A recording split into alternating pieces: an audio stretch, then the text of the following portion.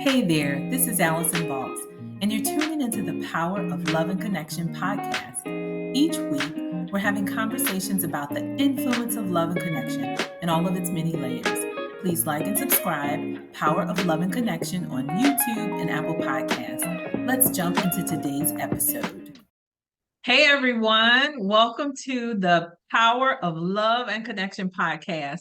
We are so excited to talk to you tonight and continue these incredible conversations about all things love and connection.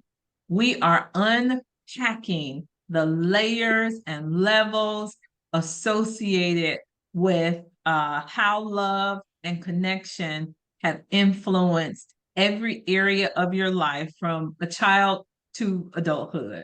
And it really is good stuff that we're talking about. So join us. The episodes will be uploaded by 7 p.m. Eastern time every Tuesday. And we promise to keep you not just entertained, but informed, inspired, motivated, just whatever you need for this year, whatever you need for this new year. My name is Allison. I'm one of the podcast hosts and producers, and I also have a couple of beauties who are joining me tonight. I'm going to allow them to introduce themselves. Sandra? I'm Sandra. A lover of love, a lover of marriage, a lover of people. And I'm also ordained to do weddings. So that is something that inspires me. Love inspires me to do that. You really love love. That's awesome. Okay. Connie. Hi, I'm Connie. I am also known as the Unapologetic Stiletto, and it's about teaching women to feel like stilettos and be stilettos, even if you only wear flats, right? So I'm excited about love. I'm learning about love, even at this phase of my life. So I'm excited to just have this open dialogue to just pick everybody's brain. Thank you both. So we're going to jump into things. Before we do that, please, I encourage you, subscribe to the YouTube channel. It is at Power of Love and Connection. We will be uploading new content by 7 p.m. Eastern time every Tuesday at Power of Love and Connection. So if you're interested in being a guest on the show or sharing a topic, please use that information as well. You can also hit us up at powerofloveandconnection@gmail.com. I'm stumbling because I'm so excited to jump into tonight's topic. So make sure you hit that subscribe button, share, and show us some love as we talk about all things love and connection. You know, women love love. So we're gonna have some conversations about love. Tonight's conversation is really I just cannot wait to jump into this. I am a fan, just like Sandra said, I'm a fan of love and relationships, and I love talking and understanding as much as I can about them. I'll never forget when the book came out, Men Are From Mars, Women Are From Venus, or whatever the title was. I was so fascinated by that because it gave me some insight into like why we're so different. Men and women are different. Men prefer these things and women prefer these things. But reading that book just gave me such good insight about the differences between males and females, men and women, and really, I believe, increased the capacity for relationships for me. So we're not talking about the book tonight. We're talking about the principles for successful relationships. So I want to jump into that. I'm gonna ask a couple of questions, but I'm gonna ask them all at once, and we just gonna talk about it. So what does a successful relationship look like? Like I wanna hear that.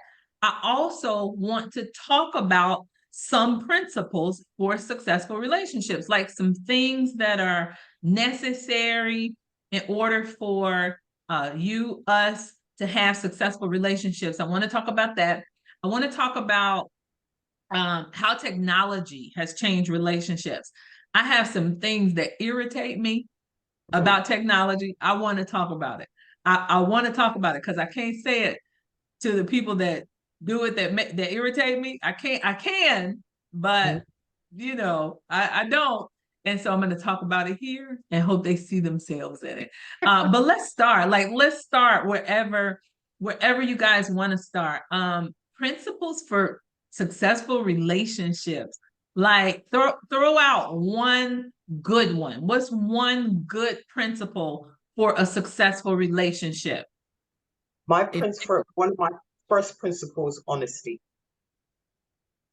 Honesty towards each other, honesty in conversation, and I'll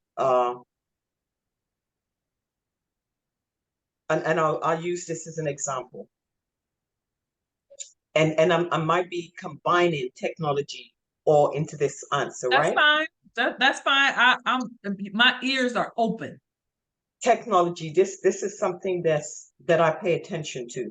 If you're dating someone, with someone, married to someone, or whatever, the telephones have taken over so much that it can cause suspicion in relationship, especially when the other party is overprotective with the phone, or they start. You sound like you're talking from personal experience. Yeah, they start doing things differently with their phones than they would normally do, right? Okay. It can bring up the question of honesty. You know, what is there? I personally believe, like for me, honesty would be really, if we're together, I shouldn't have any problem saying, "Hey, babe, there's my phone. This is my password." You know what I mean? If you want to use my phone or answer my phone, you understand what I'm saying? But the secrecy of phones, and I give you an example, right? A personal example. Wait. Before you do that, Connie is shaking her head like a lot. Yeah, you know, to each their own. However, no. Wait.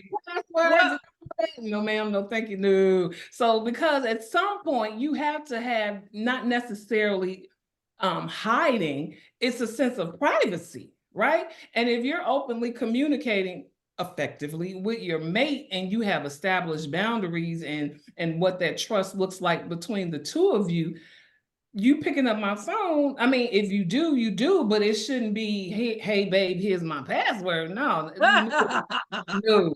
Now, and it's not that I'm hiding anything. It's not that I'm hiding anything. That's just my personal space, right? And I'm not going to do that to you because I'm a firm believer when you start looking for stuff, you find it.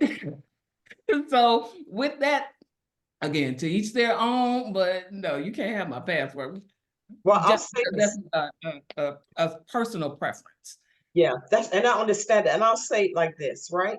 It's not about peeping and seeking, because that's never, for me, my motive. I'm not going to be digging in no man's phone, wallet, looking for anything. But let's just say, for example, think logically, right?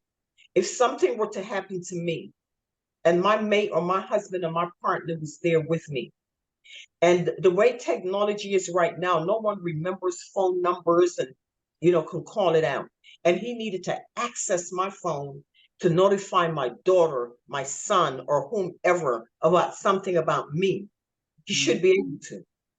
Understand? It's not always about, that's trust, that's honesty. It's not about immediately as someone asks you for and I'm not saying they ask you for it. It should be, here, babe, if any, this is Sandra, can I ask you something? Has this happened to you? Yes. Yes. I've been with someone like to this. I've been in a relationship with someone where the phone, me using their phone or doing stuff on their phone. Yeah. But it wasn't a problem, wasn't a thing, because no one was looking for anything. It was just because it's an open trust thing, it's a relaxing thing. if you know, then you ain't gonna you're not looking for anything. You trust them. You know what I'm saying? And it's not always a cynical thing. Sometimes you have to think about the practical thing. You know what I mean? And So I wanna. Ooh, we could spend so much time on this, and you know, and I want to, but I wanna. So that honesty, mhm, honesty is your in every way. principle. And you guys, while you were talking and while I was thinking, like I had a whole lot of things to say, but principles for relationships. I'm not just talking about dating relationships either. So, but I am talking about dating relationships. So, in any relationship, principle for any relationship, but of course, we're going to veer towards dating relationships because that's part of the fun of talking about love and connection. Okay, so honesty, integrity. And I think so. I do think you kind of ventured off into how phones have changed things, the way that we relate to one another. Connie, you smiling again. Like what are you thinking? Are you thinking about a principle? I'm back on the phone and the principal because let me just Okay. say, move on, right?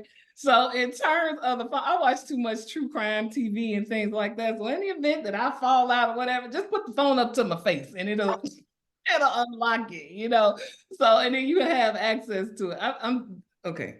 Moving along. All right. In terms of the principle, honesty, absolutely. Transparency, Oh, absolutely. And having to be organic and authentic. I don't want to have to be somebody else just to be in your presence or as a friendship or as a relationship, because I want you to be your authentic self with me, so I don't have to guess, you know, and then I can take you at face value because I'm a firm believer, good, bad, or indifferent, when a person shows you who they are, believe it. And you can only play the role of a role of someone else that you're not for only so long before your true self seeps out. So those are some primary, and calling me on my mess. I don't need a yes team. If I'm not doing something that is like, okay, you need to check yourself. I need somebody who won't let me go blindly and aimlessly and they watch me self-destruct. That's important to me as well. That's good. That authenticity is one of mine. And I I have examined, I've gone through a lot of, I'm going to call it friendship hurt. And not that friends have done something to me, it's the relationship ended. It seemed like a good relationship, and then they just walked away. mm, And so that, so beyond that point, I look for authenticity in relationships. And what that looks like for me is some of what you said is transparency. There's a difference between transparency and honesty. mhm. And I wish I had my uh, dictionary open right now, or my phone close enough to be able to look up the definition, because I would love to read it. But there's a difference between transparency and honesty. Authenticity to me is something that that brings peace. Like if you think about authenticity and people, authenticity in food, when you eat authentic Mm. whatever's, it's just good. And so what mine would be judgment free. Lack of what's the principle? The principle is non-judgment, or being non-judgmental. That's what it is. That's what I'll say. I think that being in spaces, in relationships with non-judgmental people, allow you to be authentic and allow you to be transparent. My most successful relationships all around, work relationship, personal relationship, romantic relationship. I don't have a lot of those right now, but my most successful ones are people that are non-judgmental. I'm going to say towards me, but if they're that way towards me, they're likely that way towards other people. because I want to be me. I want to be quirky. I want to be goofy. I want to be serious. I want to be everything that I am without judgment from someone saying, "Why are you so quirky?" or "Why are you so goofy?" or "Why are you so this?" And what I notice about some of my best relationships, closest friends, it's because I don't even think about who I'm being around them. But because of that judgment free, I'm just myself. I don't think about who I'm being. Should I sit a certain way? You know what I mean? Yeah. And another thing is, once you get to a certain stage and phase in your life, like me, you either love me or leave me alone. I don't care what setting I'm in, I'm going to be me. If I'm not your cup of tea, that's fine. But it's not going to alter who I am in any space. And if you can handle me, you can. And vice versa. You might not be mine, and I'm okay with that. That's not going to, who you are is not going to change how I respond. Because if I don't want to deal with you, I just won't deal with you. I'm like, oh no, she's not my, no, I'm not doing that. And it's not a judgment. I just see something that may not click, have us click. That's just who I am. I'm going to always be me. And I understand what you mean about the judgment part, because I used to be caught up in that tremendously for a lot of reasons. But now, at this point, I am who I am, like Popeye. I am what I am. So take me for who I am and love me or leave me alone. And I'm absolutely okay with that. That's Let me, good. let me say, for me, because I threw out judgment because I thought we were listing things. But to me, the key to a good relationship with someone, first of all, when you're in a relationship with someone, you have to see them, and I don't mean look at them. You have to see them. You have to see their spirit. You have to get to know them, know their ways. You know what I mean? Know if it's time to leave them alone, or is it, baby, are you okay? Or do you need, do you need something? You need to know how to temperature check, the one that you're with, you need to know how to have those good conversations. For me, and I'm going to say, because women, we're conversators and we listeners, but for men, they need to understand and know that if a woman comes to you and she says, babe, something's troubling me, I really need to talk about it, can we talk about it? Don't shove her aside. Don't cut it off. Don't make it seem like it's a problem, it's her issue. Give her that time and listen. That's part of seeing her and hearing her. And when I get that, it puts me in the right place. If I don't get it, because as humans, right, you have to let stuff out. You don't let anything sit within your soul in any relationship that you're upset, because it can lead to high blood pressure. My blood pressure is low. Stroke, and those diseases that ails you because you've got stuff festering inside. So a good relationship is couples that can sit and talk and touch and feel and know and temperature check. And I should be able to look at my man or my husband and just know, if he needs something, if something is wrong, and a lot of times if I'm saying, is everything okay, I'm not trying to have a problem, I'm just temperature checking that love, that kindness, that taking care of. We need to take care of each other emotionally, physically, mentally, sexually. And that's the secret to a good relationship. We're going to argue. I'm never going to say we're not going to argue, because that's impossible. But don't hold on to it. Don't let one argument spoil the whole thing. Know how to let go, kiss and make up. My grandmother always say, don't ever go to bed mad with with anyone, family members, especially with the one you love, because you may not wake up the next morning. Never go to bed mad. That's the old school way, Principles, yes. You said something really key. I forgot it. I should have jotted it down. Something that was really significant about what you said. Loyalty is what came to my mind. I think that loyalty is another principle that I would have on my top 10 list of, Yeah. strong foundational principles in relationship. And again, not just these, I'm talking about relationships across the board.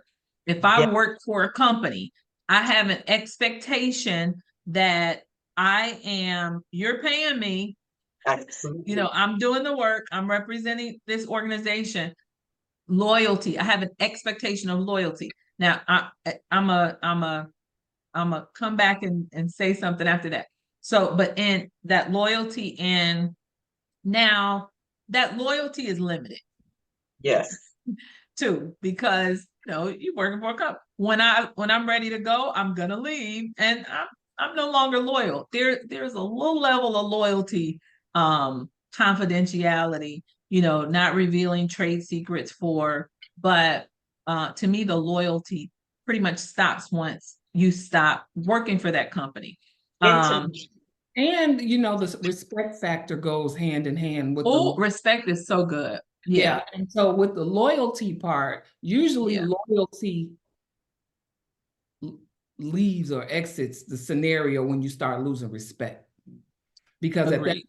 you checked out and you really stop caring. So once the loyalty and once the respect dynamic changes, that alters relationships as well. And like you said, not only romantic, but friend-wise and employer-wise. Once you feel like whatever company you're working for is doing you a disservice or injustice, why would you stay in any abusive relationship, right? And that's what that is, because even though they might be doing anything to you directly, that's a form of self-abuse that you're subjecting to yourself to endure that versus removing yourself from the situation. So yeah, loyalty and respect go hand in hand with that one.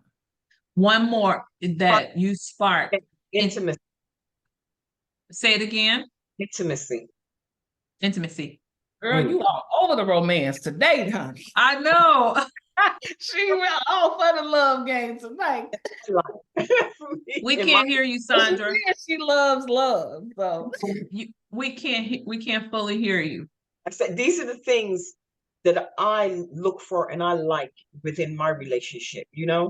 Don't always get it, but those are the things that I strive for, or I ask for, because one of the main thing about a relationship is if you honest in the beginning and tell the person what you looking for, what you want, what you like, what you don't like, because you've been upfront, and they're yesing and agreeing and yesing and I can and I am and I'm the one, right? But you being honest. But once you get in that relationship and they start dissecting the things that you already said you were looking for or wanted, and not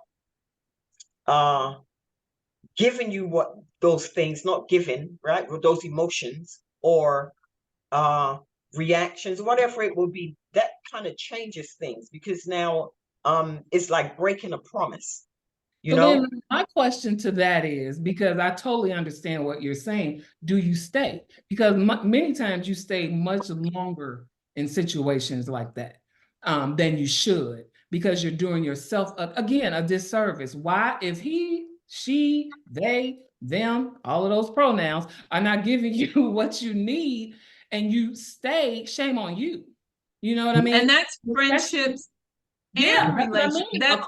That's friendships, that's romantic relationships across the board. Absolutely. Agreed. So once they show you who they are, believe it. And if you stay, shame on you, because you're doing yourself. To thine own self be true always. And that means as fine as you are, or as close, as cool as we used to be or were, and it's not working, the benediction is being given.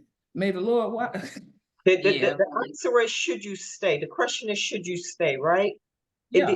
If it becomes abusive, when anything becomes abusive, no, right? Sometimes you don't even realize that it's abusive until it's too late. Or sometimes you stay in that abuse for whatever reason, until you've had enough, right? But if there's a way you can talk and work it out, I think you should try and talk and work it out, or get some kind of counseling. I think, spiritual think, counseling. but I think though, so I'm really big on definitions, Mhm, language, words. When I heard Connie say abusive, mhm, I didn't hear physical mm. abuse only. Ah, Abusive can also be, a friend taking advantage of you, mistreating you, not respecting you. And in cases like that, I don't, by the time it gets to that point, mm, normally it's because it's time to cut losses. right. Um, I've had this is a more recent example of a friend, a female friend who I was extremely close to. And all the things, all the principles we're talking about, Mm, non-judgment, respect, like that, all that stuff existed, but then it began to shift. mhm, And I felt it. You can always sense a shift. Women, discernment, intuition, whatever you want to call it, yeah, you can always sense a shift. mhm, And I sensed the shift happening. I over examine everything, like everything. And I always internalize it just because of the fact that I, dealt with self-rejection, like mm, rejection my entire life, spirit of rejection. So the first thing I do is say, I wonder if I did something. The mm, next thing, like once I realize that that's not really the case, then I said to her, "Hey, is everything all right?" Now this is a friendship. This is not a romantic relationship. And my friend told me, "Yeah, thing fine." And I said, "No, I can tell that it's not. But you got to talk to me and tell me what's happening." And I owned it. Did I say something? Did I do something? Did something happen? If it did, I'm unaware. So to me, abuse can also fall into that category, because I'm reaching out and you're not returning, like it becomes abusive. And abusive is such a broad definition. It's not just physical, it's verbal, it's mental. I mean, there's so many layers to it. mhm, I think that we're talking about principles for successful relationships. When you go into that headspace where you thinking, like, even when I got to the point, like, did I do something? It's not successful. Like so regardless to whether it's physical abuse, verbal, whatever, I agree that you have to make a decision, but that I don't think a conversation is always possible. I right, do think you should talk about it if it's possible, but it's not always possible. right. And it it's not pointing, in my opinion, to the success of the relationship. Like, And Mm, you so know a what I'm lot, yeah, I do. Because what happens is when you think of relationship, you think friendship, romantic, and otherwise till death do us part, right? But sometimes people come into your life for a reason, a season, or a lifetime, whatever Yep. those each of those categories they fall into, and you have to acknowledge when it's over, it's over. Instead of trying to save it, it might not be salvageable, and you have to be okay and understand and appreciate the lesson, however short or long you gain from it. Because clearly, if you guys made any type of connection to any degree, there was something that drew you to one another, you know? Let's take a quick commercial break, so I can, give some shout outs and request some cooperation and some love from the people that are watching. This is the Power of Love and Connection podcast. We're debunking, debriefing, deconstructing, unpacking everything about relationships, love, and connection. We're talking today about, the principles of successful relationships, and we've shared some really good stuff. Like this episode, subscribe on YouTube at Power of Love and Connection, Apple Podcasts, Power of Love and Connection, and let us know your thoughts. If you have some topics that you'd like to talk about, or if you'd like to be a guest on the show, send the information through either of those methods, or to powerofloveandconnection@gmail.com. We're going to continue this conversation. We've been talking about the principles of successful relationships, and I want to shift the conversation a little bit to talk about how technology has changed relationships, how technology has impacted or influenced, the success of relationships. If we have any successful relationships, friendships, however that may be. As I'm talking, I have such a good example. And all of those things. So I'll throw it out to one of you guys, Sandra or Connie, to go ahead and get like part 2 of our conversation started. So the technology of it all. Goodness. The technology of it all, be it the form of communication, the method, be it your phone, texting, it's all about the respect in that and establishing your boundaries with that and paying attention. And as Sandra said earlier, saying what you want.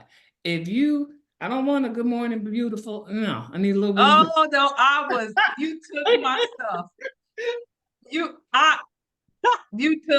took one of mine. I just want to know what year did Good Morning Beautiful text start? Like, when did they start?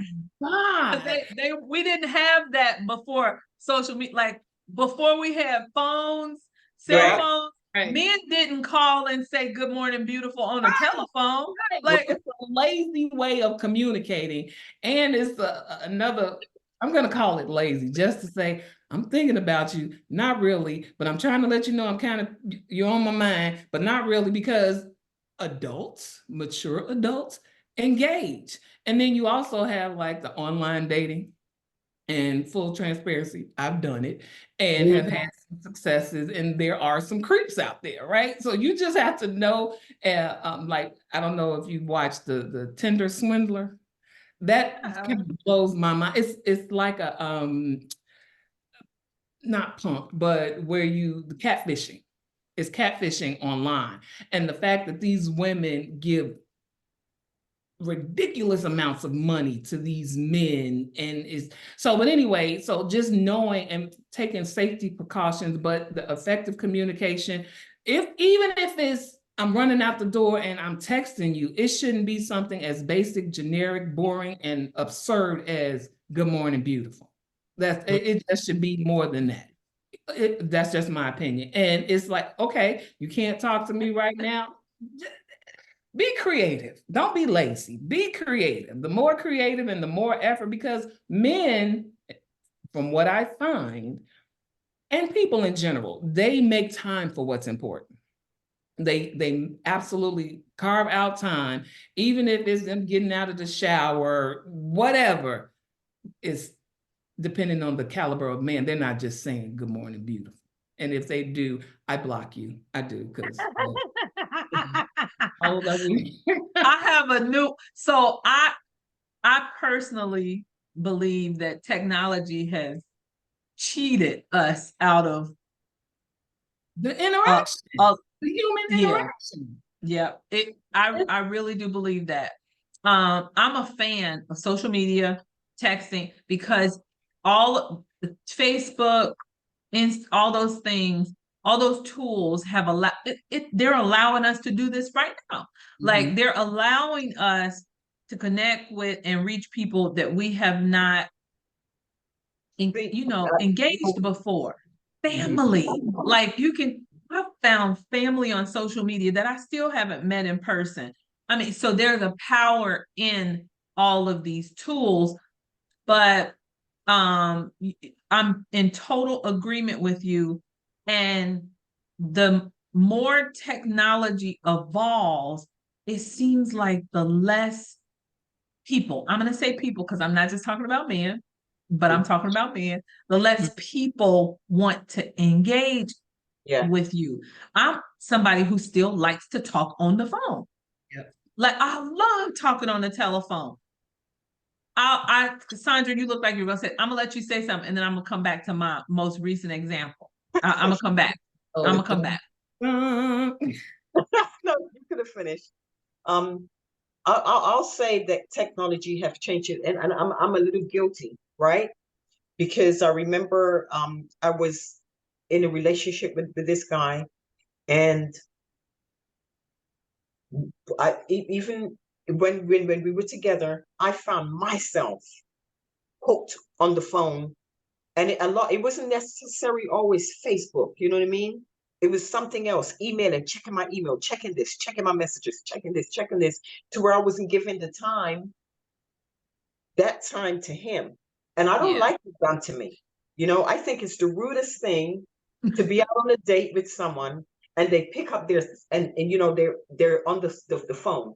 I've seen it in restaurants of male and a female, husband and wife, and they're sitting across from each other at a dinner table, mind you, on each on their own cell phones. Oh man, how unromantic is that? That makes me sad.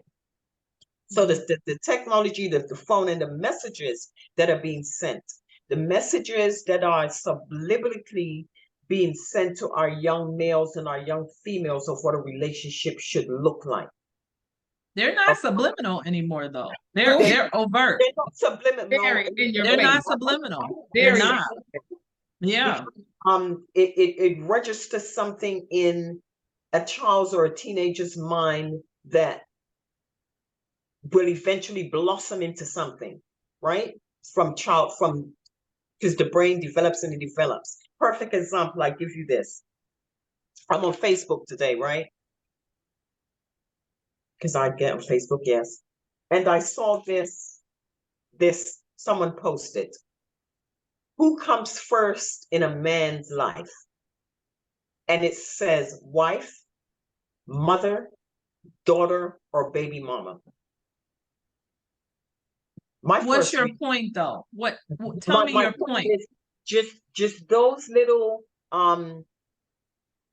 scenarios like that coming up on social media, it starts something, you know, it sparks something. But it's not only limited to children. That's why I was asking the question. It would be wife, right? No, well, yes, well, but these have been like those battles, like that questionnaire. Yeah, those battles have been before. Those are generational battles. Mother-in-laws, but you know, the only difference now is that, you know, back in our parents' day, we didn't know they had other baby mamas that they were putting first. Right. Now we know they have them and they're putting them like so I don't know that I wouldn't agree that. I think that social media has changed it, but I don't think it's just unique to younger generations. I believe that our older generations are being more adversely affected by it because it's changing the rules for things. Yeah. Where there were rules. And I'm not advocating for the rules. I'm just saying it's changing. So a 50-year-old man who grew up his entire life knowing hold the door for the woman, well, looks at social media and now he's like, I'm gonna let her open the door for her. You know, no. So here's the thing. All that may be the wait, we can't talk over each other, you guys. You gotta hear. Go ahead. But what I was about to say is, even if that 50-year-old man is seeing that social media is making him or inspiring him or triggering him to change the rules, if a woman allows that, then that's on her. Yeah, exactly. You know so my point is just that it's affecting all ages. Yeah, not just children. So I'm totally in agreement with that. I'm totally in agreement. I said the rules are changing because what you just said. So all the things that single women who are dating were already contending with. Now there are layers of contention Yes. because of social media. So, and not just social media, like we're contending with weave. I don't wear weave. I wear my hair perm. I mean, but it's still, it's mine. But I'm contending with women who wear weave. Guys all the time ask me, how come you don't wear no? You would look pretty with weave. I don't want no weave. And they don't even know the headache of trying to find a good stylist. So some of that is correct. So I'm only saying that it's changed it. I'm not saying how it's changed it and who it's changed. I am saying that technology has changed the foundation, the process, like so many different aspects of relationships. That's what I'm saying. So I don't think we can say that it's changing a particular realm of relationships. It's a blanket. Yeah. It's a blanket. Right. And I don't mean a particular realm, but us as for me anyway, I've been there, done that, I've been through it. So a lot of things shouldn't affect me to the point at the age of 60 where I want to break the rules and do new things, because I know how I was raised and what is right and what is wrong. So, but for our generations that don't know, yes, like you say, open the door for a young lady, or, because I like that, open the door and close the car door, pull her chair up when she sits down at the dinner table, push it in and stuff like that. And they don't get it. They're seeing, hearing B words about women and this about women. And so they don't know that it's not teaching them how to respect themselves, their girlfriends, their baby mamas, their wives, and women also, their husbands, etc. So it does affect home, but yes, it does affect our young. And then I have this thought, right? And I'm not sure if this is in the topic, but I have this thought. For me as a woman, when I talk about relationships, I also have to think that as a woman, and I've been a single mother sometimes, where I wasn't always married every time. I raised boys. And a lot of the things that I taught my boys, they know how to be a gentleman, etc. But then also, because it is my female energy, I put a lot of me, in my opinion, into them. And when we raise our men, are we raising them based on what we want for ourselves, or what we want them to be for someone else? I would think yeah, but that's too complex, I think. We don't know. You know what I'm saying? Like that. Because one of the things, I mean, just to touch on that, I raised boys too, and I was a single parent, and I always told them, since they could think about it, that I can't teach you how to be a man. I could teach you how to be a responsible adult, but a respectable human. But I can't teach you how to be a man, nor do I want them to. But I know what I want as a woman, so I'm going to show you those things on how to treat a woman from my point of view. Yes, and that's what I guess that's what I mean, right? And I don't mean it so hard, but just as you have mothers that also would teach that, and you have some mothers that teach always, and maybe that affects the relationship with men and women, I still think it's too complex and layered. Like I'm not disagreeing or agreeing. I just think that I think that for me, I don't judge other people's parenting because there's so much involved in parenting. And I believe that I do the best that they can with what they have. So I don't want to judge it. Like I don't, I don't want to judge it. I've No, heard no, women no, say, Mhm. I've heard women say, I don't need a man to raise my sons. Now, these sons turned out incredible. Mhm.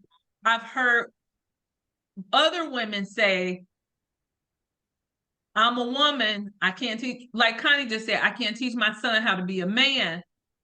Incredible. They have these kids have dads in their lives, but they're dad. So I don't want to judge it. I Right. don't think we can judge And I it. don't think it's a form of judgment. It's just a point of It's view. You know judge. what I mean? That's an observation. And one Guys, of the, we can't I can't hear you oh, because we're all talking. Go ahead. Go ahead, Connie. And I was just saying, I don't think it's a form of judgment. It's just a point of view, right? Yeah. And I understand what you're saying in terms of not to overlap with that and to try to keep it separate. However, with the generational leaps and bounds, nothing is consistent anymore. Right.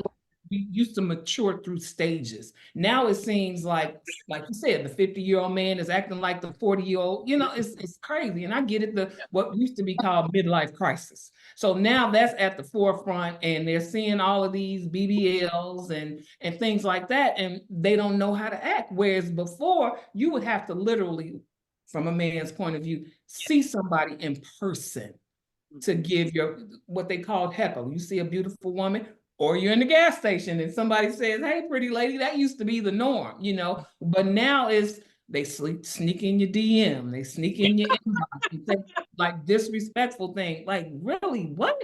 And then they want a certain kind of woman, and they're looking like a Teletubby, but they want you to be fit and fine.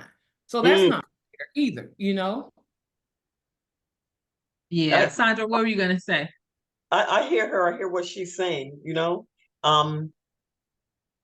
Overall, I just think that technology has taken away that one-on-one relationship that we all were used to. You went out on dates, you had conversations on the dates, you went to the movies, you did roller skating, you talked on the phone, real talk, you heard the person's voice for hours, you know what I mean? And technology has made people so impatient. Men and women, they're so impatient that when you say, I want to talk about this, babe, or I want to have a conversation, they don't have the time because they don't have that patience no more, because it's going to take up too much time. It may take too long. What do you want to talk about? Why we need to. And without communication, unless in a relationship where you can communicate about all things, your feelings, something not going right, something going right, whatever, relationships are not going to last long because you have to have that communication. And I don't want to text. I don't want you to text me and we texting each other while my fingers are going to get tired. And sometimes I can't even spell half the words proper. Don't text me. I'll take a FaceTime, right? I'll take some FaceTime because at least we're looking at each other. And I thank technology for that because at least I can see the person that I'm speaking with. And I appreciate FaceTime, but no texting. And that's so good. That's really good and such a good point. Earlier I was going to share this and you just reminded me about it. I met a guy. I was at the gate. Connie was on the phone with this. And so I was on the phone with her, got out the car to get gas. I know I ain't supposed to do that, but I did. And this guy overtook me with, "Hey, beautiful, can I pump?" And I was shocked. First of all, when was the last time a man who you did not know offered to pump your gas that wasn't a full service at a full service gas station? Anyway, so this man was beautiful. But I really body chiseled like this. This is how I was looking. I was like, wow. And so he was so seamless and all that stuff that you just mentioned. So he pumped the gas. He said, "Okay, you look like you were on your way somewhere. Get back on the phone with your friend." He closed the door and he said, "Wait, this might have been dumb because he could have ran off with my phone. He said, wait, let me see your phone. But I'm in the cloud, looking at, and so I had it in my hand and I handed it to him. He put his number in it and he said, I'm gonna text because I want to talk to you later. And I was, I want to talk to you too. Like in a trance. That was yesterday. Mhm. Since then, he has now his level of conversation is elevated. It's different, the kind you like.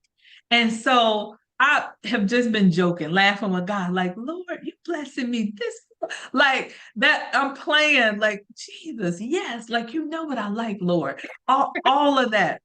And so he's texting me and Mhm. would love to talk to you, would love to have. And so he sent me a message and it said, are you up? I know you said you were doing your podcast. I would love to talk to you. He said, so, and I had just gotten kind of settled and done with the podcast. So I just called the number. It went to voicemail. Okay. He texted me back and he was like, hey, I missed your call. He was like, what's going on with you? Now, so now I'm shifting back away from my news. I didn't say that. I knew it was, so I said, to myself, I was like, oh, he fake. So he texts me and I said, hey, I'm not really into texting like that. It was a lot. Yeah. And you know what he started doing? You know what he started doing after that? FaceTiming you. Nope. That I thought he was gonna FaceTime me, but he had a green bubble, which meant he didn't have no FaceTime. You know what guess what he started doing? Calling. Voice recording, not sending you voice recording. I have now. I said this happened yesterday. Mhm. I have 12 voice recordings. I wish I could play one for you. And they all are like conversations. Yes. Hey, how you doing? I know you're wondering if this is really me. Yes, this is really me. Like they're not short voice recordings. They are conversations. And even today, he called me. He said, hey, I'm at this place and something about the commissioners. And I said, oh, OMG, I work not too far from there. He said, well, come on by. The thing starts at 6. This text now. And so I was right there by City Hall. I said, and I called him. He sent me a voice note and said, hey, beautiful.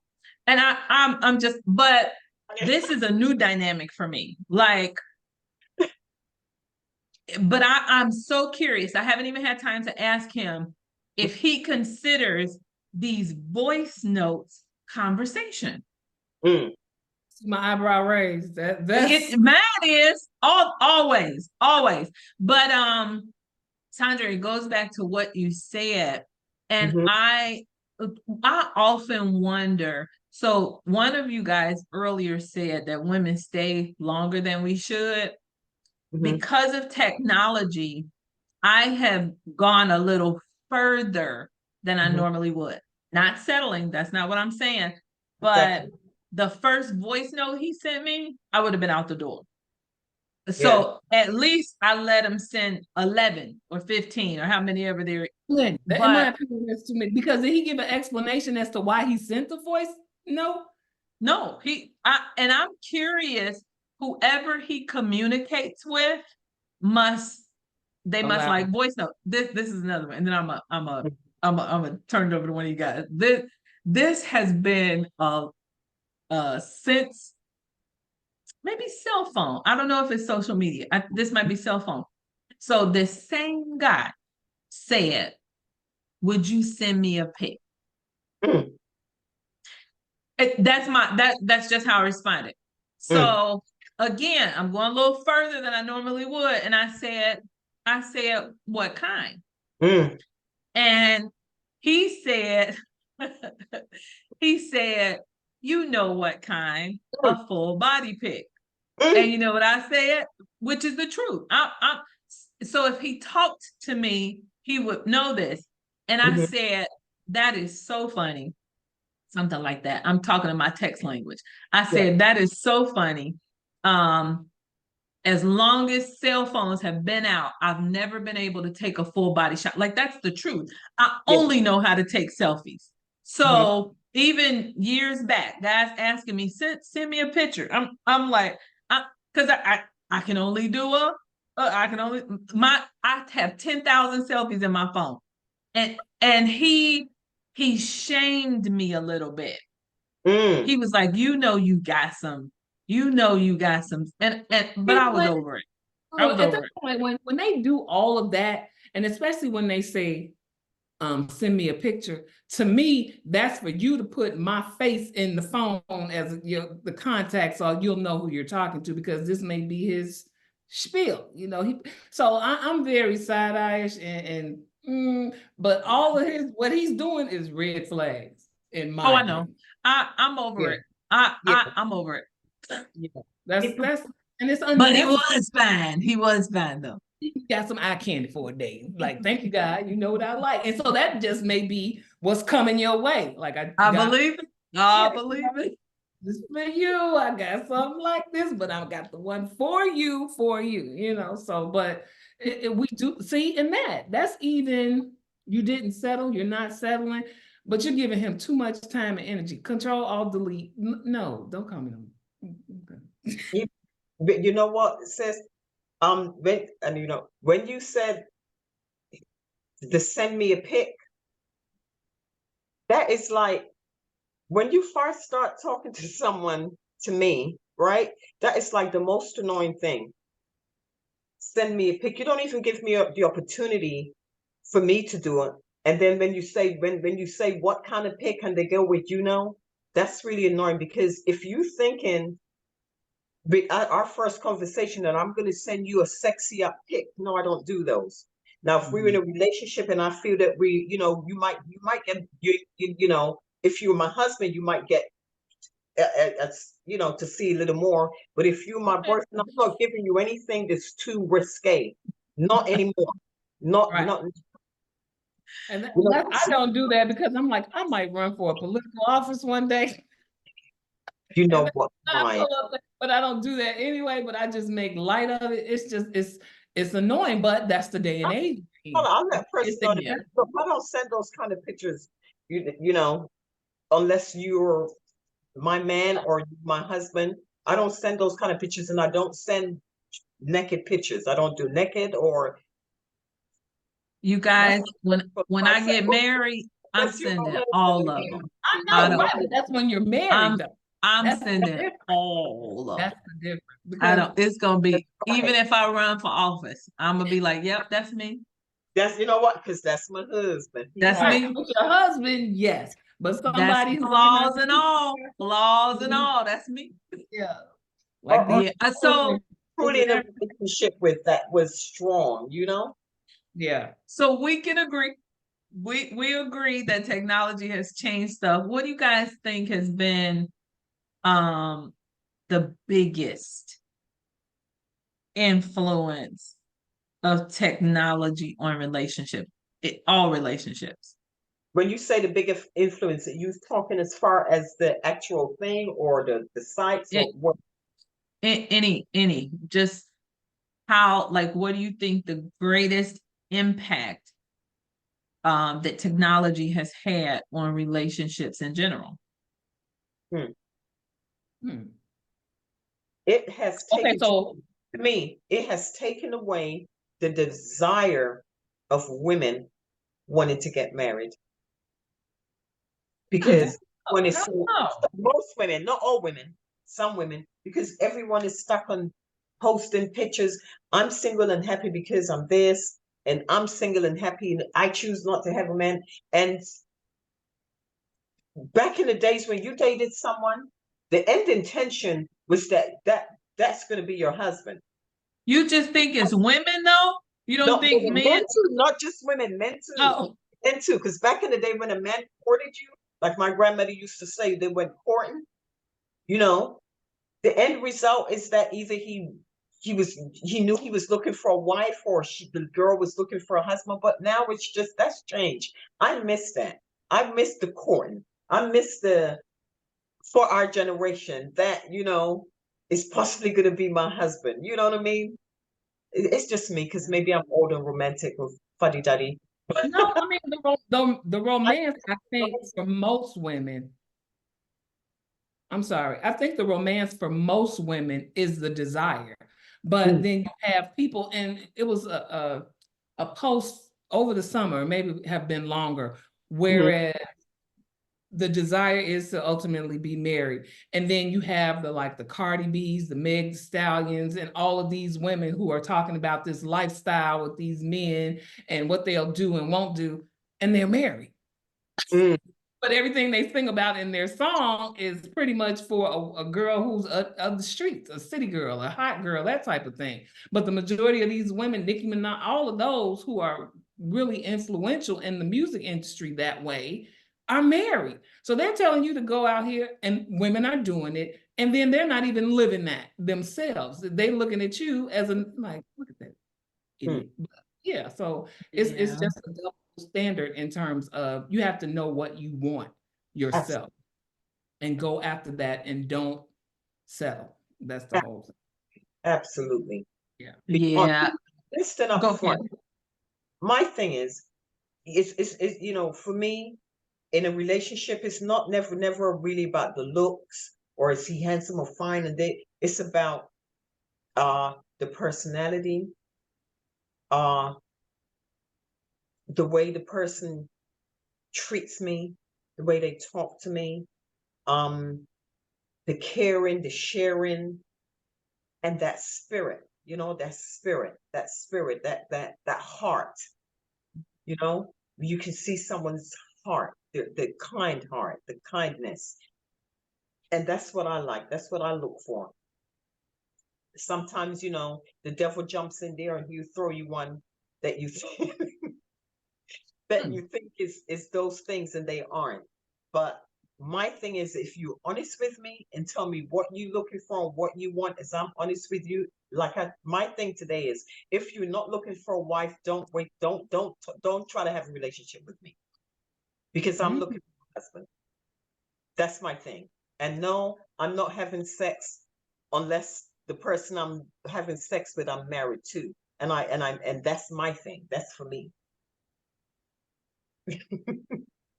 God bless you. I know, right? Hallelujah.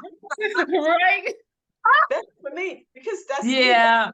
That's think, what I like, yeah, I think that, I love talking about successful relationships in general, because we all have so many different experiences, insight, wisdom, knowledge, understanding, perspective. Like you can just run the gamut. And I don't think we talk about it enough. Right. I don't think we talk about the things that we want in relationships, like you said. And I don't think that we talk about when we're in relationships, friendships, work relationships, romantic relationships. I don't think that we take the time to really talk about, what we're entering into.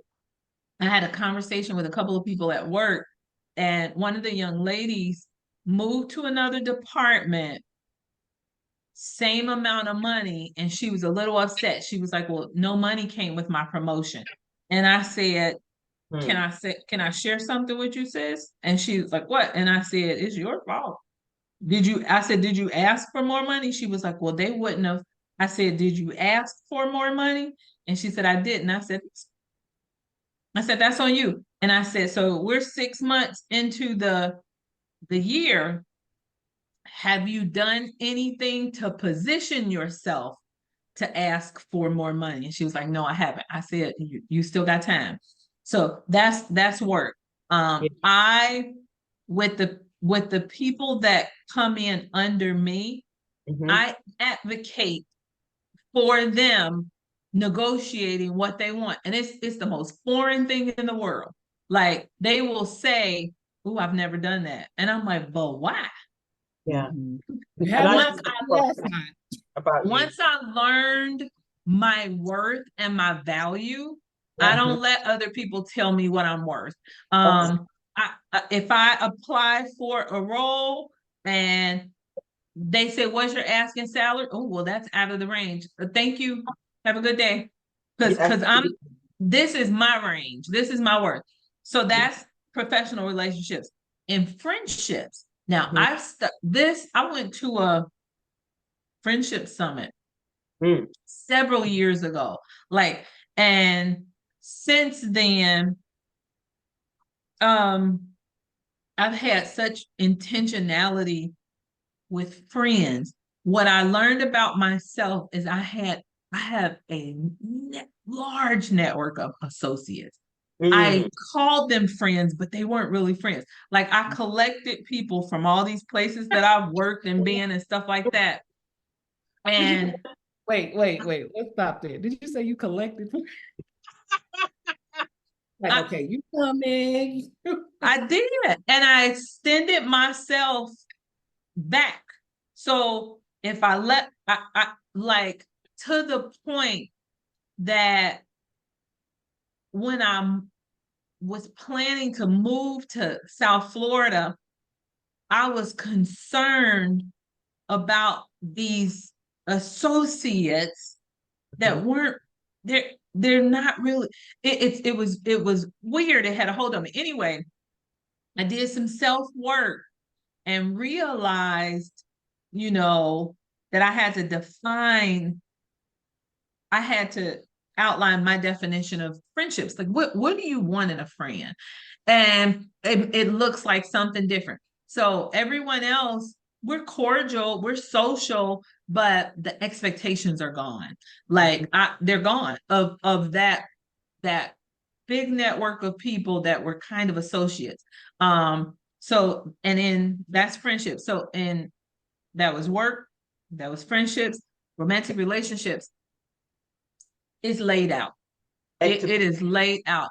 And so my prayer this year is, Lord, I just took back something I prayed for. With this just happened because of the example I gave earlier.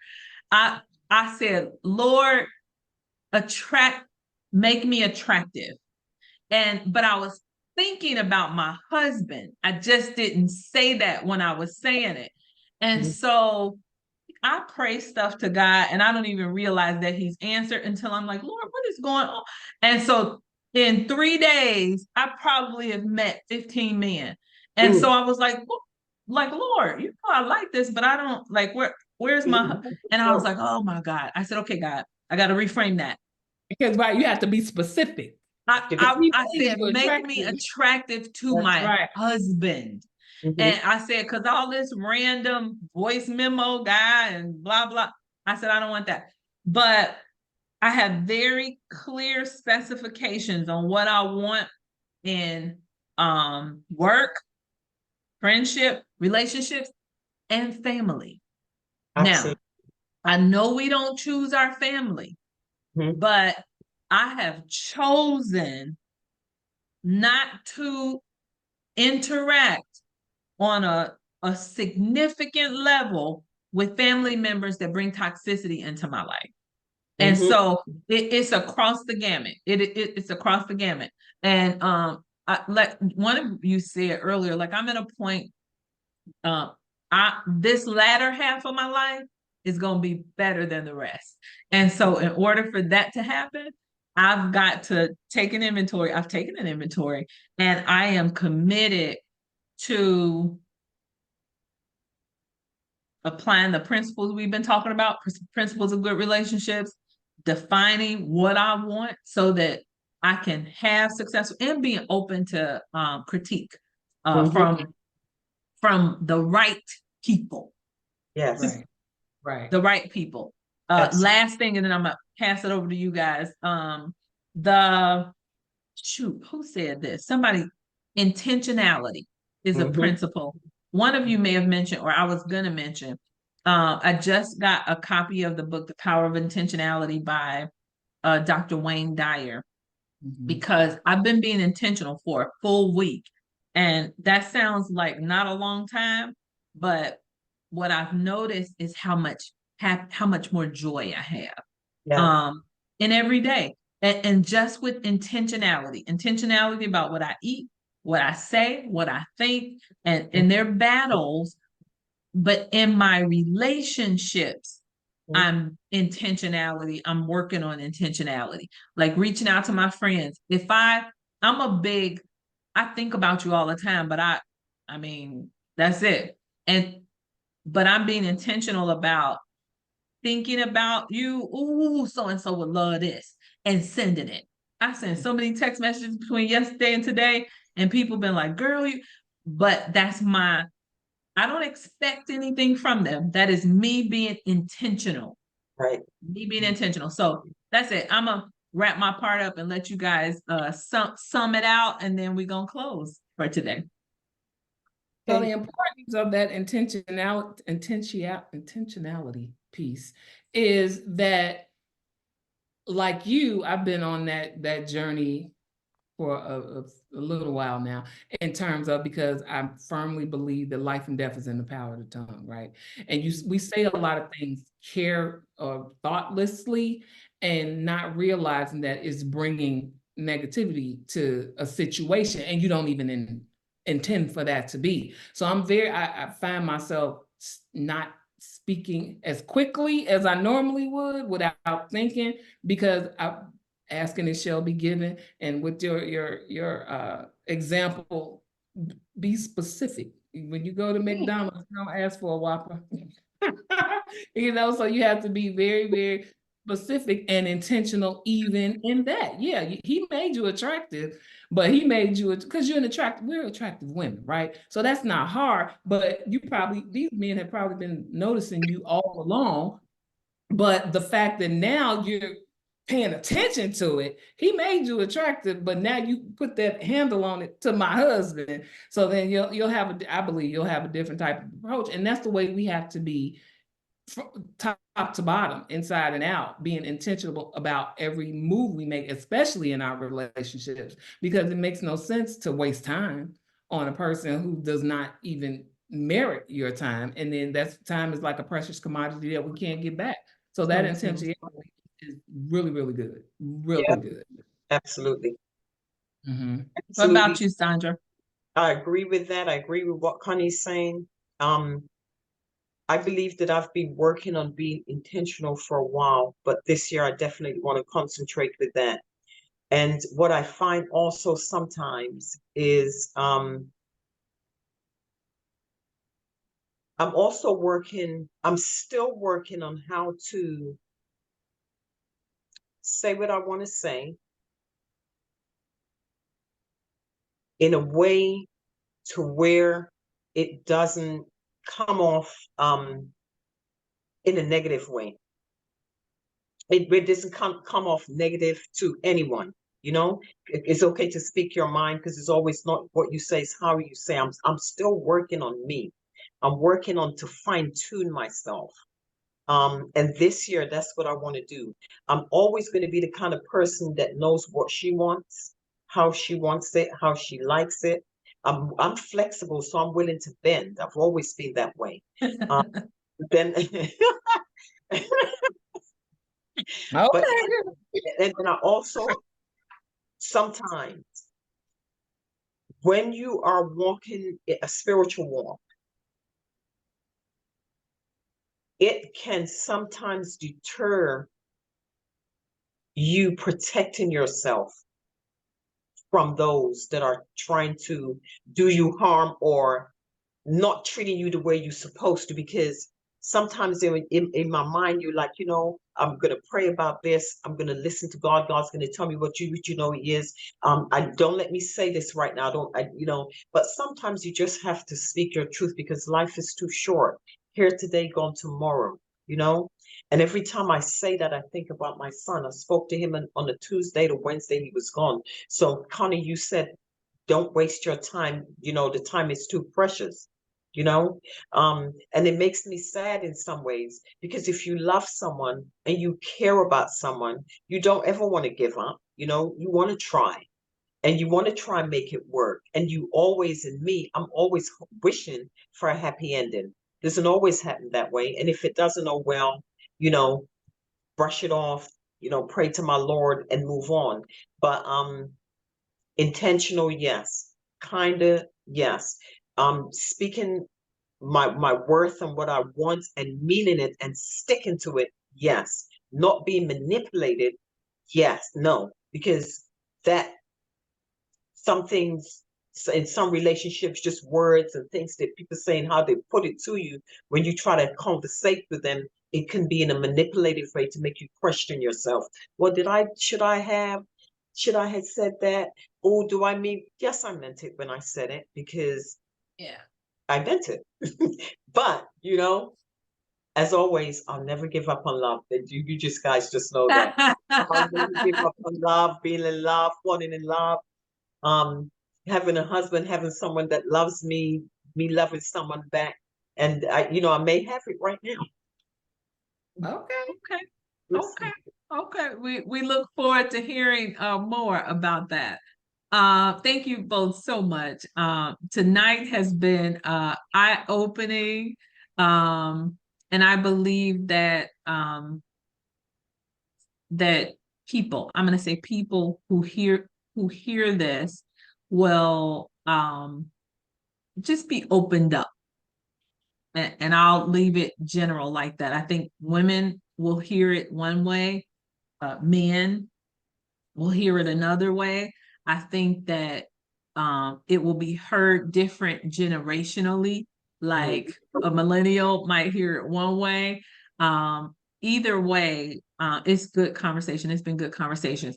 We want to thank you all for listening to tonight's episode of the Power of Love and Connection podcast. Tonight, Sandra, Connie, and I have been talking about the principles of relationships.